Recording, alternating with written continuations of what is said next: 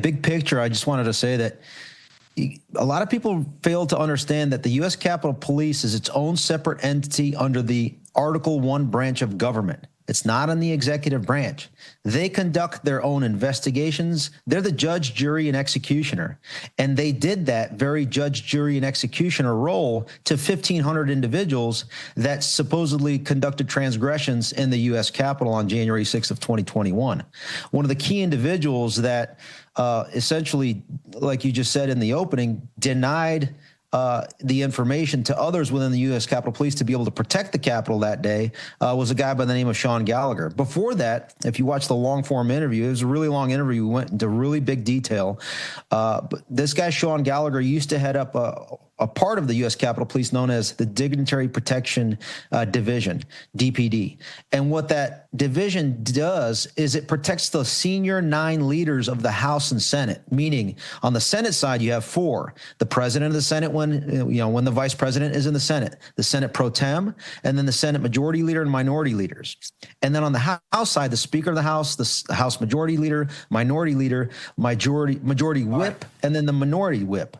So when this individual is constantly with these leaders, they probably see transgressions that they conduct and then can use that as leverage. The only reason why I think this guy Gallagher has continued to elevate himself in the ranks is because he has sufficient leverage and dirt and blackmail on the leadership of those that are in a position to appoint senior leaders of the U.S. Capitol Police. And there, ergo, you have it. The guy that could potentially even conducted and led the Fedsurrection on January 6th and then subsequently helped to cover it up is now being elevated further to be the next Capitol Police chief, because the current one, Thomas Manger, who happens to so be a Jamie Raskin lackey from Montgomery County, is on his way out this Friday. And so there needs to be another U.S. Capitol Police chief. And guess who appoints the Capitol Police chief?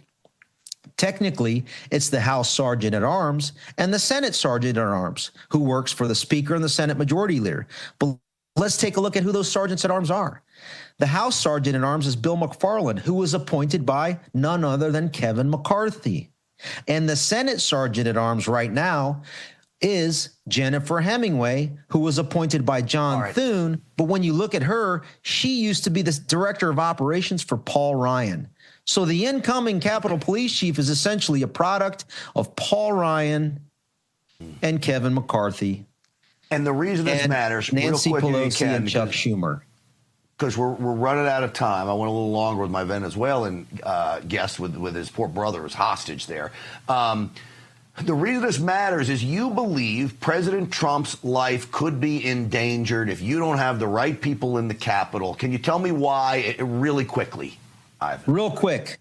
The next time the president is in the Capitol, say, for example, in January or February of next year at the latest for the State of the Union, guess who is leading his protection?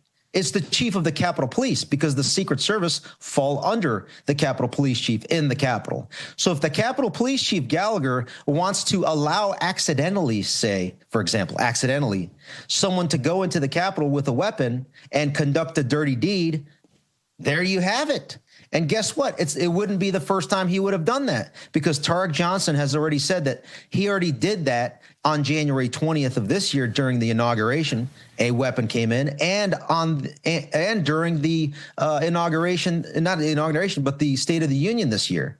So that would be the third time. The reason that I have you on to lay this out is these are very serious allegations, and that's what they are. They're allegations. You got whistleblowers who are claiming they're true.